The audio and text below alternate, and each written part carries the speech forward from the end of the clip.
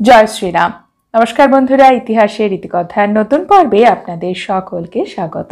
রাম নবমী চৈত্র মাসের নবরাত্রি অর্থাৎ বাসন্তী দুর্গাপুজোর নবম দিনে শ্রীরামচন্দ্রের জন্মদিন উপলক্ষে পালিত হয় রাম নবমী পুজো। এই দিনটি হল শ্রীরামচন্দ্রের জন্ম জয়ন্তী। অযোধ্যায় রাজা দশরথের কোনো পুত্র সন্তান ছিল না। তখন তিনি পুত্র কামনাতে পুত্রেষ্টিকামী যজ্ঞ করেছিলেন। এই যজ্ঞের প্রভাবে মা কৌশল্যার গর্ভে শ্রীরামচন্দ্রের জন্ম হয়েছিল। পুরুষোত্তম ভগবান শ্রীরামচন্দ্রের সাথে তার আরও 3 ভাই লক্ষণ, ভরত, শত্রুঘ্নরও জন্ম হয় এই দিনে। এই দিনটি হিন্দু ধর্মে পুজো পার্বণের জন্য প্রশস্ত। বলা হয়, শ্রীরামচন্দ্রের পুজো করলে জীবনে সুখ সৌভাগ্যের কোনো অভাব হয় না। ভগবান বিষ্ণুর 7ম অবতার হলেন রামচন্দ্র, সনাতন ধর্মের অন্যতম পবিত্র দেবতা। শ্রীরামচন্দ্রের পুজো করলে সংসারের সকল বাধা বিপত্তি কেটে যায়।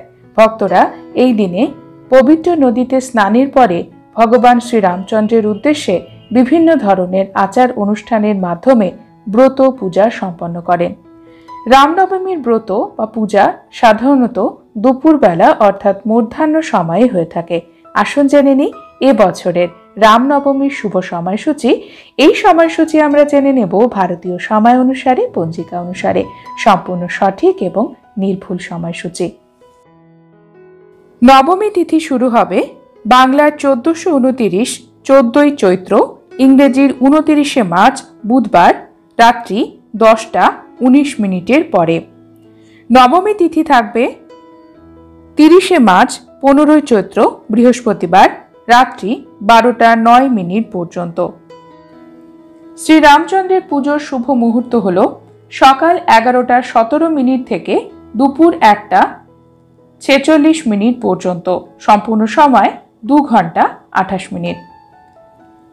বন্ধুরা, আজকের পর্ব এখানেই শেষ করছি। পরবর্তী পর্বে নতুন একটি বিষয় নিয়ে আপনাদের সঙ্গে কথা হবে। ততক্ষণ সকলে সুস্থ থাকুন, ভালো থাকুন, আর পুরো ভিডিওটি দেখার জন্য আপনাদের অসংখ্য অসংখ্য ধন্যবাদ।